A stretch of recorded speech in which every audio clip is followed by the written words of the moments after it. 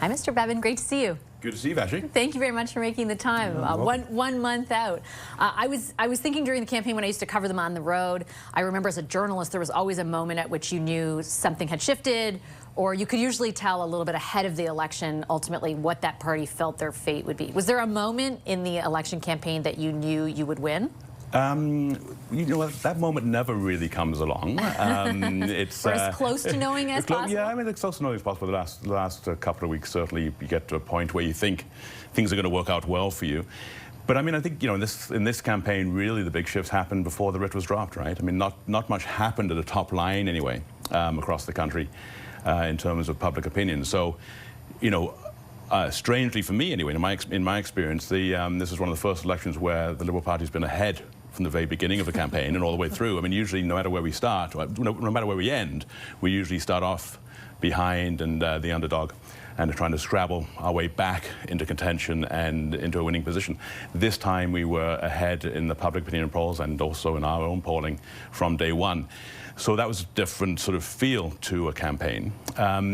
I think that, you know, it became clear that the opportunity to win was there once we got into February, you know. And by the end of February, by the end of the leadership race, it was pretty clear that we were well positioned to be able to take advantage of a new leader in a way that fit the moment, and that made it look like we were going to be able to be successful. So when you say how it was different to enter the campaign ahead versus other campaigns, what changes did that impart on how you ran it? Yeah, it's interesting. I mean, you know, it's you know, in campaigns you are trying to win every day, of course, in order to win the whole thing. And so you have to split up that way. To a certain extent, when you're ahead, sometimes it means you can have a neutral day where nobody wins. You want to win as many days as possible, of course, and you don't want to lose any. But you can afford to have some days where it's neutral, which means there's been no effect on the campaign in a general sense. Because if you're ahead, that's just fine.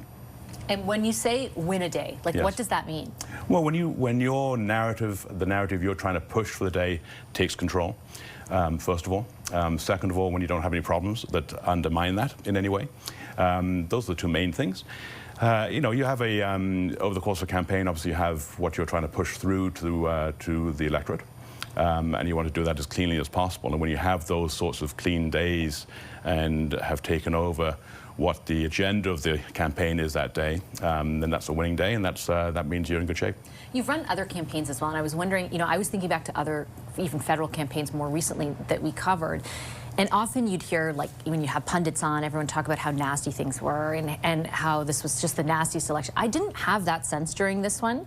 I know it's often different on the outside versus the inside, but the seriousness of the moment, it felt like, for the most part, most parties rose to that. There was, yes, you know, characterizations of your opponent, but not in the way even maybe 6 months prior they might have been. Was that the feeling on the inside, and was there any deliberate, like, was it deliberate in any way on your part? No, I mean, look, I think that's true. I think that was the way that the campaign played out, and I think that it, I mean, it was a tough campaign, certainly, and people were going at each other pretty hard, but it didn't feel, I guess, particularly rough and tumble in the way that some campaigns can. And it didn't feel overly personal either. Maybe that's better than nasty. Personal. Yeah, I mean, it wasn't personal. And perhaps it was because people were rising to the moment. I mean, it has been a moment. It's been a long moment, but which is going to have, people are going to have to continue to rise to once, you know, now we're in peacetime, so to speak. But yeah, it didn't feel like an all-out war on a daily basis. Having said that, when you're inside, it does feel like you're fighting pretty darn hard to get what you're trying to achieve. I also would note that you came in ahead, and by the last 3 days, even, you know, Nanos research for CTV, I remember on that last day, that was the closest the two parties had ever been. Why do you think you lost ground over the last week? Yeah, I mean, it's interesting. You know, if you look at it across the country, the top line changed a bit over the course of the campaign, and you're right, it did tighten up over the last few days.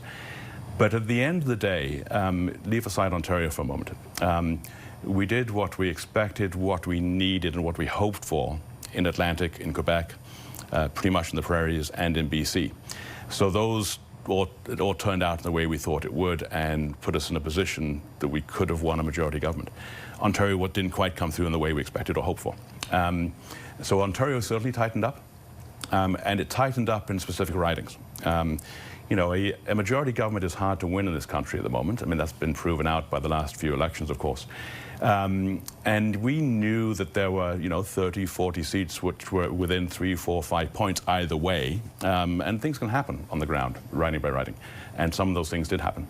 When you look at Ontario and the fact that the party fell short of a majority, now with the benefit of a month, a little bit of retrospect, where do you think it went wrong? Or where do you think you fell short of that? Yeah, it's a very interesting question, and we're still looking at it, even this week, a bit more collectively in the CDN leadership team, because we need to know, we need to try and figure that out. You know, it's interesting for a Liberal to win Bay of Quinte riding and Peterborough, for example, and yet lose a Brampton riding and some York Region ridings, to lose our held Hamilton riding, but pick up Hamilton Centre. You know, so there's lots of things that don't necessarily make obvious good sense. But it does get down to what is happening sub-regionally beyond the national stories and even beyond the provincial story. In the campaign, and especially in the last week, that matters a lot. So, for example, we from our own data, we think that in New York Region, the threat from the south and what Mr. Trump has been doing to Canada over the last few months was not as important as almost anywhere else in Ontario. So that was an issue where it wasn't as primary in terms of it being a vote driver. Other issues were more important, cost of living especially in New York Region. So, you know, you get down to local issues very quickly when you're looking at close riding races, which make a difference when you're talking about the difference of 3 seats to getting to majority. So I'll go the other way, the more macro side of things, because you were initially asked by the former leader of the party and former Prime Minister Justin Trudeau to be the campaign manager. I think just a few short months went by, right? It was like about Thanksgiving, and then all of a sudden there was another leader. Did it feel weird at any time to basically lead a campaign that was in part predicated on criticizing the leader who had originally asked you to run that campaign? Oh, I'm too old to be weirded out by things like that. But you know, it was unusual. That's for sure. I mean, it's an unusual. It's an unusual 6 months. Yeah, I mean, look, I was asked by the former Prime Minister Thanksgiving weekend to become National Campaign Director, and we were planning for a campaign sometime this spring or next fall with the former Prime Minister. Different timeline, different sort of campaign. Except for one big element, obviously the massive elephant in the room, which was, and one of the reasons I agreed to take on the job when Mr. Trudeau asked me was, I thought that Mr. Trump was going to win in November last year, and I thought that was going to change the complexity of politics in this country and around the world quite significantly. Didn't dare to think it would be quite as significant as it has been over the last 3 months. But, you know, the trajectory of October, November, December, and then a leadership race, you know, a leadership race at the same time as preparing for a campaign, because we knew a campaign was going to happen in late March. The opposition parties had already said that they were going to vote non-confidence in the government, so knew exactly what the timelines were going to be. So doing a whole bunch of things at once was perhaps the bigger part of the time at that moment, rather than worrying about that dynamic that you're referring to. I know you're saying that you thought that Trump could win. Did you, though, given, I mean, just for context, and I know our audience will be familiar with this, I mean, when you took over that campaign director job, your party was 25 points behind in the polls and had been there for well over a year. Did you believe you could win? Yes. I mean, I'm an optimistic person anyway, but look, there are always ways to win an election. Even with sometimes, what you know now about Justin Trudeau's unpopularity. Sometimes it seems impossible. And look, it was obvious. Look, I'm not naive or Pollyannish about this, but you know, I think that the wild card of Trump winning meant that anything could happen politically subsequently. But you're right. We're obviously in a very difficult position.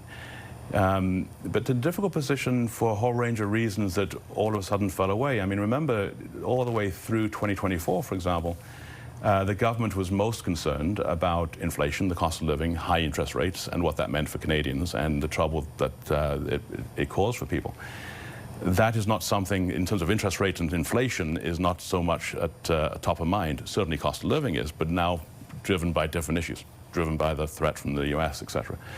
So, you know, you go through different issue sets, which then change the political reality of what you're dealing with electorally, and you're going to deal with those as you do with the players that are then put on the field for you as well, as per the conclusion of the leadership race.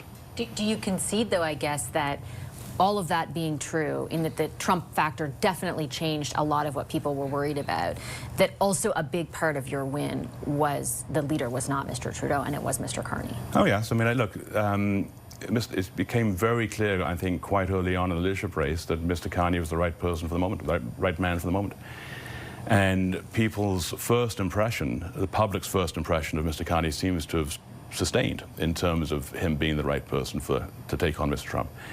And, but I'd also say that at the same time, the way that Prime Minister Trudeau performed January, February, March in the face of President Trump also received approval from Canadians. I mean, the public polling showed that he had a very good few months. And people recognized that and I think appreciated it. And so, you know, who knows? I mean, politics is a funny game. Things happen that no one expects. Certainly I never expected the last 6 months to happen the way they did. And I wouldn't pretend that it would be any different. But you know, that's what makes it interesting. That's what makes it fun. It does. Speaking of interesting, I have just a minute left, but I want to get your take on each of the opposition parties, starting with the Conservatives. I know that you told our friend Paul Wells, my colleague Paul Wells, that you actually didn't think they employed the wrong strategy. The punditry class all says they didn't pivot soon enough. Why do you think that isn't the case? Well, I mean, I think, well, first of all, I think the results speak for themselves. I mean, you know, we got 43%, they got 41%. That's a pretty successful losing campaign. I know winning matters, and I know losing matters as well, but the reality is they got 41%. They increased their seat count by 22, I think. From my perspective, from everything I saw over the course of the campaign and the weeks leading into it, I don't think that Mr. Poilievre had a chance at winning a ballot question on Trump and on the threat from the US. I mean, Mr. Carney so outperformed him on that issue, I don't know why they would have moved into our issue space and try and somehow beat us on that.